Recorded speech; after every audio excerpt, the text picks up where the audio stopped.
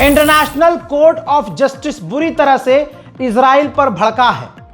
जी हां, international court of justice ने कहा है कि इजराइल एक ऑक्यूपाइंग पावर है, कब्जे वाली ताकत है, जिसने फिलिस्तीन की जमीन पर कब्जा किया है, इंक्लूडिंग वेस्ट बैंक और फिलिस्तीन और गज्जा। इन इलाकों पर इजराइल का कब्जा है। ये ऑक्यूपाइंग पावर है। मतलब इंटरनेशनल कोर्ट ऑफ जस्टिस ने ये कह दिया कि इजराइल कोई देश नहीं है, वो कब्जे वाली ताकत है। साथ ही इंटरनेशनल कोर्ट ऑफ जस्टिस ने ये रहा उसका ऑफिशियल, दोनों पेज का स्टेटमेंट आपके सामने है। साफ कहा है कि इजराइल ने अभी तक साबित नहीं किया है कि उसने गाजा के अंदर, कि वो यूएन के जिन लोगों को इजराइल ने कत्ल किया उनका ताल्लुक आतंकवादियों से था या हमास से था। याद दिलाना चाहूंगा, इजराइल ने यूएन ऑफिशियल्स को इस नरसंहार के दौरान कत्ल किया था और कहा था कि ये ह्यूमैनिटेरियन ग्राउंड पर काम करने वाली तंजीम है और यूएन के जो ऑफिशियल्स हैं, ये कुछ ऑफिशियल्स हमास का साथ दे रहे थे। उनको कत्ल करने के बाद उसने ये सफाई दी थी। तो उसके बाद जब केस हुआ, तो केस दर्ज जब हुआ तो इसने कहा कि हम सबूत देंगे कि हमने जिन्हें मारा है यूएन के लोगों को, इनका ताल्लुक हमास से था, ये हमास के लिए काम कर रहे थे। तो इंटरनेशनल कोर्ट ऑफ जस्टिस ने साफ कहा है कि अभी तक इजराइल ने कोई सबूत नहीं दिया है और इजराइल ये साबित अभी तक नहीं कर पाया है कि वो बेगुनाह है, उसने वॉर क्राइम नहीं किया है।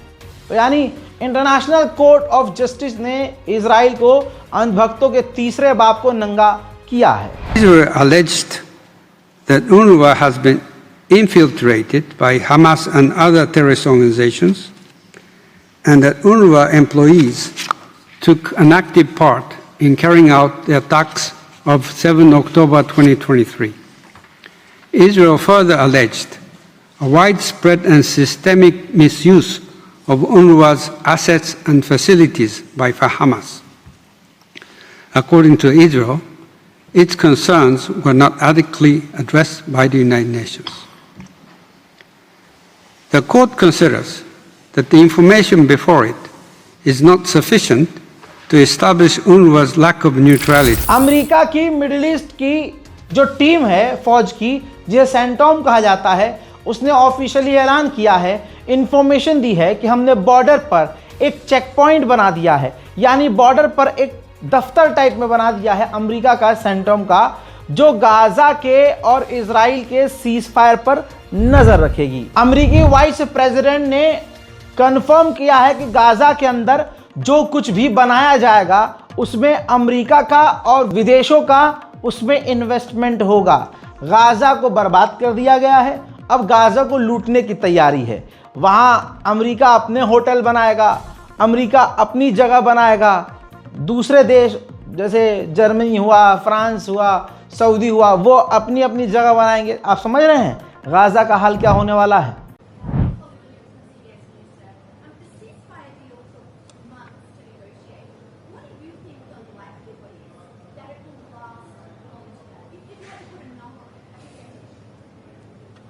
Well, Jared's the investor here. I'm not going to give you a percentage, but look, what we've seen the past week gives me great optimism the ceasefire is going to hold. And if we get from where we were a week ago to a long-term, durable peace between Israel and Gaza, there are going to be hills and valleys. There are going to be moments where it looks like things aren't going particularly well. But given that, and given the history of conflict, I think that everybody should be proud of where we are today. अब दोस्तों, Hamas को यह डर है कि deal we'll जो भी है, लेकिन जैसा इजराइल लेबनान के साथ कर रहा है, हमारे साथ भी कर सकता है। आप लोगों को अच्छे से पता है, जो मिडिल ईस्ट की खबर रोज देखते हैं, कि इजराइल ने लेबनान के साथ सीज फायर किया हुआ है। और इजराइल का सीज फायर कैसा है आपको पता है, वो लेबनान पर रोज हमला करता है, रोज। तो यही डर अब हमास को है कि सीज फायर होने के बाद भी ऐसा ना हो कि इजराइल रोज गाजा पर हमला करता रहे और गाजा को लेबनान बना दे। हजरात, चंद तस्वीरें और आई हैं जिनकी लाशों को थोड़ा सा मैं ब्लर कर रहा हूं। ये देखिए, 54 फिलिस्तीनियों की लाशों को इजराइल ने गज्जा को लौटाया है। लाशों की हालत ऐसी है, गले पर धारदार निशान है, किसी के गले पर रस्सी का निशान है, हाथ किसी किसी के पीछे बंधे हुए हैं, जिस्म पर कई तरह के जख्म के निशान हैं। तो आप समझ सकते हैं कि कितना टॉर्चर करके इजराइल ने फिलिस्तीनियों को कत्ल किया है। आप दर्द को क्या ही समझेंगे, जरा इस तस्वीर को देखिए। ज्यादातर लाशों को फिलिस्तीनी पहचान ना पाए कि इसमें से हमारा बाप कौन है, इसमें से मेरे बाबा कौन है, इसमें से मेरी माँ कौन है। तो इजराइल के हाथों के द्वारा मारे गए ना पहचाने जाने वाले फिलिस्तीनियों को बिना पहचान के ही एक साथ दफना दिया गया। हस्बे अल्लाह व निअमल वकील। भाई भूख और प्यास तो एक तरफ, सोचिए अब गाजा में गरीबी किस लेवल की हो चुकी होगी और आगे कब तक होगी। ज़रा इस छोटे से बच्चों को देखिए, ये प्लास्टिक इकट्ठा कर रहा है। हमारे हिंदुस्तान में भी ऐसे एक झुंड होता है जो प्लास्टिक इकट्ठा करता है, उन प्लास्टिक को बेचता है, चंद रुपये कमाता है। अब गाजा में एवरेज बच्चों का यही हाल है। माँ मारी जा चुकी है, बाप मारा जा चुका है, सर पे कोई छत नहीं है, कल क्या होगा कोई ठिकाना नहीं है। ऐसे में कूड़े से, मलबे से प्लास्टिक बीनने पर मजबूर हैं गजा के बच्चे। इजराइल ने रोज की तरह आज फिर से सीज फायर तोड़ा। गजा सिटी के अंदर एक फिलिस्तीनी नौजवान को गोली मारकर कत्ल कर दिया। अब जितने भी ये बने पड़े थे बाप, इजिप्ट, कतर, तुर्की, अमेरिका के हम गारंटी ले रहे हैं कि अब फिलिस्तीनियों पर इजराइल हमला नहीं करेगा। अब क्या हिजड़ों की तरह ताली बजा रहे हो? अब इनमें से अमेरिका को मारिए गोली। अब ये तुर्की, ये अरब देश ये खामोश, ये मुस्लिम देश खामोश क्यों हैं? बस सबको फ्री की फुटेज चाहिए, सिर्फ नाम चाहिए। गजा का एक बड़ा शहर था जबलिया, उस जगह का नाम बहुत फेमस था, बहुत खूबसूरत शहर था। आप पुरानी तस्वीरें जबलिया की देखेंगे गूगल पर तो आपको समझ में आएगा। आइए उस जबलिया का आज की तारीख में हाल क्या है। ये पहली तस्वीर जबलिया से आई है। सब कुछ जल कर राख हो चुका है, तबाह है, वहां कुछ नजर नहीं आ रहा है।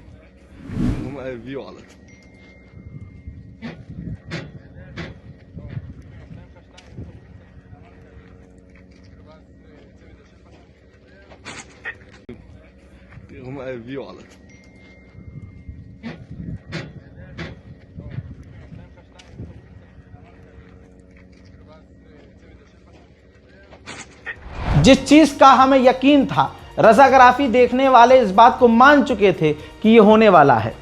दोस्तों, आखिरकार इजराइल की पार्लियामेंट ने फिलिस्तीन के वेस्ट बैंक के इलाके पर पूरी तरह से कब्जा करने का बिल पास कर दिया है। मुसलमान अब तो बैतुल मुक़द्दस जा नहीं सकते, लेकिन हजारों की तादाद में रोज यहूदी मस्जिद अल-अक्सा जा रहे हैं।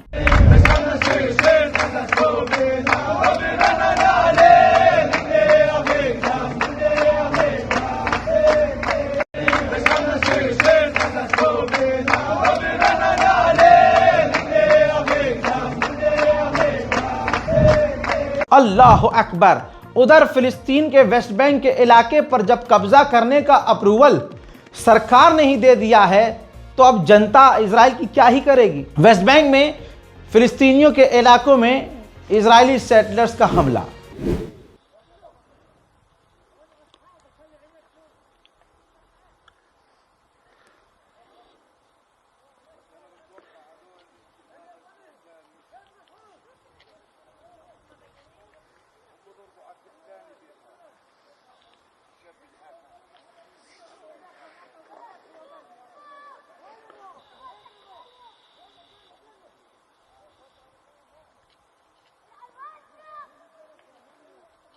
आप सोच नहीं सकते कि इजराइल खेल क्या खेल रहा है। वेस्ट बैंक में उसने विदेशी पत्रकार और एक्टिविस्ट 32 पत्रकार और लगभग 32 जो ये पत्रकार के साथ साथ एक्टिविस्ट भी हैं, ये वेस्ट बैंक में जो इजराइल के लोग और इजरायली सेटलर्स, इजराइल की मिलिट्री फिलिस्तीनियों पर जुल्म और सितम कर रही थी, उसको ये रिकॉर्ड कर रहे थे, उसको ये अपने कैमरे में कैद कर रहे थे। तो ऐसे 32 एक्टिविस्ट पत्रकारों को इजराइल ने अपने अपने मुल्क डिपोर्ट कर दिया और उन 32 के 32 पत्रकारों को 99 साल के लिए इजराइल में ब्लॉक कर दिया, बैन कर दिया। वो इजराइल 99 साल तक नहीं आ सकते।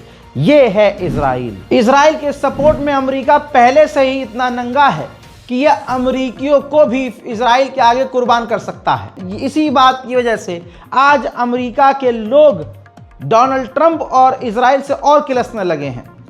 एक अमेरिकी पत्रकार वेस्ट बैंक में मौजूद था। इजराइल के सेटलर्स ने उस अमेरिकी पत्रकार को भी घेर कर घायल कर दिया, उस पर हमला किया। जिसके बाद जब अमेरिकी पत्रकार ने इजराइल में मौजूद अमेरिकी एम्बेसडर से मुलाकात करनी चाहिए तो अमेरिकी एम्बेसडर ने साफ मना कर दिया कि मैं तुझसे नहीं मिलूंगा। आप समझ रहे हैं, अगर इजराइल का कोई आतंकवादी भी, गुंडा भी अमेरिका के किसी भी व्यक्ति, पत्रकार, नेता को थूक दे, मुंह पर थप्पड़ मार दे, तो अमेरिका की गवर्नमेंट इतनी इजराइल से डरती है और इजराइल से उसकी इतनी फटती है कि वो अपने ही नागरिक का साथ छोड़ देते हैं, बल्कि उसके खिलाफ हो जाते हैं कि जो किया है तुम्हारे साथ इजराइल ने सही किया है, बल्कि मैं तो तुमसे मिलूंगा ही नहीं। ये है असलियत इजराइल की और ये औकात है अमेरिका की। इटली की प्रधानमंत्री मेलोनी ने कहा है कि इटली जो है, इटली गवर्नमेंट फिलिस्तीनी पुलिस को, जो भी पुलिस डिपार्टमेंट है, सबको ट्रेनिंग देने को तैयार है। दोस्तों, एक देश ओमान है। इजराइल ने ओमान को खत लिखा है और भीख मांगी है कि अपना एयर स्पेस इजराइल के जहाज़ों के लिए खोल दें। ओमान ने अभी तक इजराइल के लिए अपना एयर स्पेस बंद किया हुआ है। हमास अब फिलिस्तीनी गद्दारों को कत्ल तो नहीं कर रहा है, लेकिन 12 से 14 और, ये तस्वीर देख लीजिए, 12 से 14 और फिलिस्तीनियों को गिरफ्तार किया है जो इजराइल के लिए जासूसी कर रहे थे। ट्रकों पर बिठाकर उनका जुलूस निकाला, उनकी गाड़ियां, उनकी जो बाइक है, उनकी और जो चीज़ें हैं, उनकी तमाम वो चीज़ें हमास ने जब्त कर ली हैं। देखिए, जो ऑर्थोडॉक्स यहूदी हैं वो सेना में शामिल होना नहीं चाहते, और जो दूसरे यहूदी हैं, आम यहूदी, वो फिलिस्तीनियों का गला काटने को तैयार है। जैसे भारत में मोदी के चाहने वाले जितने मोदड़ी के हैं और जितने आपको दूसरे समाज के लोग मिलेंगे, खास करके वो गंदा वाला जो मामला है, जो मुसलमानों के खिलाफ दिन रात जहर उगलता है, अरे वो छाती पीटता है दिन रात मोदी मोदी। अगर आप उनका सोशल मीडिया देखेंगे तो जैसे कैसे होता है बताता हूँ। ये देखिए, ऐसे लोग हैं जो कि आज की तारीख में, ये कल का ही पोस्ट है, खाने की तस्वीर क्लिक करी, उसको पोस्ट किया। आप देख रहे हैं, मोहित नाम का ये आतंकवादी है, हिंदुत्व आतंकवादी। लिखता है the children of Gaza are hungry, यानी मॉक कर रहा, भूखों को चिढ़ा रहा है। हालांकि ये थाली इसके घर की भी नहीं होगी, इसने गूगल से उठाया होगा, खा ये गू रहा होगा, पी ये पेशाब रहा होगा, लेकिन जवाब इसको वहां खुद हिंदू, जो असली जो हिंदू हैं, वो जवाब दे रहे हैं, क्योंकि हिंदुत्व इंसानियत से घिरा हुआ हो, ऐसा हो नहीं सकता। पूनम ने मोहित आतंकवादी के, हिंदुत्व आतंकवादी के इस पोस्ट को रीट्वीट करके जवाब दिया है कि and I will say this again from Ram Gopal Varma to however this rat is Indian man are the worst creatures on this planet. दोस्तों, राम गोपाल वर्मा ने भी दिवाली विश किया तो उसमें गाजा के ऊपर गंदा कमेंट किया। इसी तरह से इस महिला ने, इस हिंदू लड़की ने यही कहा कि राम गोपाल वर्मा से लेकर ऐसे हिंदू, मोहित जैसे हिंदू लड़के लड़कियां बहुत हैं जिनके दिमाग और दिल में इतनी नफरत है कि वो इस तरह की बातें लिखते हैं। हजरात मोहतरम, हाल ये है। बहरहाल, बैक टू द पॉइंट, जो ऑर्थोडॉक्स इजरायली हैं वो सेना में शामिल नहीं होना चाहते, और जो कट्टर और आम यहूदी हैं वो सेना में शामिल भी हो रहे हैं, वो फिलिस्तीनियों को गाली भी बक रहे हैं। तवज्जो है। अब आप देखिए, एक काले लिबास में ऑर्थोडॉक्स है जो सेना में शामिल नहीं होना चाहता, सामने एक संघी कुत्ते जैसा इजरायली है जो अपने ही लोगों को मार रहा है इस बिना पर कि आप सेना में शामिल क्यों नहीं हो रहे, तुम गद्दार हो। समझ रहे हो? यानी जो तानाशाह की बात माने तो तानाशाह के पसंदीदा लोग कहते हैं हाँ भाई तुम देशभक्त हो। अगर आप बात नहीं मानते, भले ही आप इंडियन हो, अगर आप, भारत में ये तो हो रहा है, मोदड़ी के जितने हैं मोदी जी उनको सर्टिफिकेट देते हैं देशभक्ति का जो मोदी जी के हों। ऐसे ही मोदी जी वाले जो झुंड हैं गंदे, वो उसी को राष्ट्रवादी मानते हैं, देशभक्त मानते हैं, जो मोदी की वाह करे। अगर मोदी जी की कोई आलोचना कर दे तो वो देश का गद्दार है। किसान मोदी जी से सवाल कर ले तो देश का गद्दार। सिख समुदाय अगर सरकार से सवाल कर ले तो वो आतंकवादी, खालिस्तानी।